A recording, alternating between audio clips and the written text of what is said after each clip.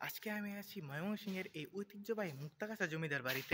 জমিদার বাড়িতে প্রবেশের পরে নানান কারুকার্য করা নকশা, এই 200 বছর পুরনো স্থাপনা পুরো ময়মনসিংহ শহর জুড়ে এক ঐতিহ্য বহন করে যাচ্ছে। এই মুক্তাগাছা জমিদার বাড়িটি 1727 খ্রিস্টাব্দে নির্মিত করা হয়, যা পুরো মুক্তাগাছা শহরে এক ঐতিহ্য বহন করে যাচ্ছে।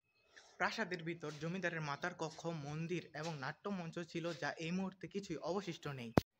এশিয়ায় কলকাতার বাইরে এটাই প্রথম ঘূর্ণায়মান নাট্যমঞ্চ যা এখানে তৈরি করা হয়েছিল।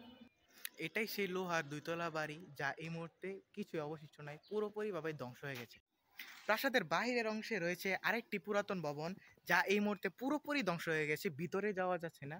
নানা ধরনের বট গাছ এবং নানা গাছে পুরোপুরি ভর্তি রয়েছে। একসময় এই জমিদার বাড়ির ভিতরে ছিল এক বিশাল লাইব্রেরিতে প্রায় 10,000 রকমের বইয়ের সংগ্রহ ছিল।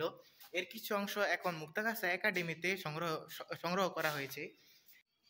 এটাই সেই আলমারি যেখানে সেই আগের পুরাতন বইগুলো সংগ্রহ করা হতো। এই আলমারির বয়স প্রায় 300 বছরের মতো। প্রাসাদের ভিতরের কক্ষগুলোতে এরকম কিছু মাটির ফলক রয়েছে যেখানে মূর্তি, মোমবাতি এবং নানা কিছু রাখা হতো।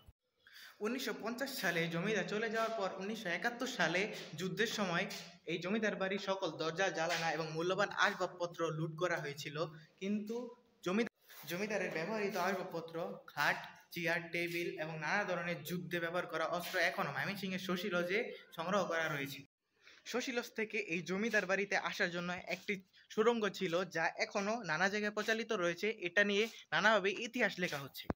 রাজা ও জমিদারে রেখে যাওয়া এই ঐতিহ্যগুলো এখনও পুরো ময়মনসিংহ শহরের ঐতিহ্য বহন করে যাচ্ছে এবং আশা করি ভবিষ্যতেও পুরো ময়মনসিংহের ঐতিহ্য এগুলোই ধরে রাখবে।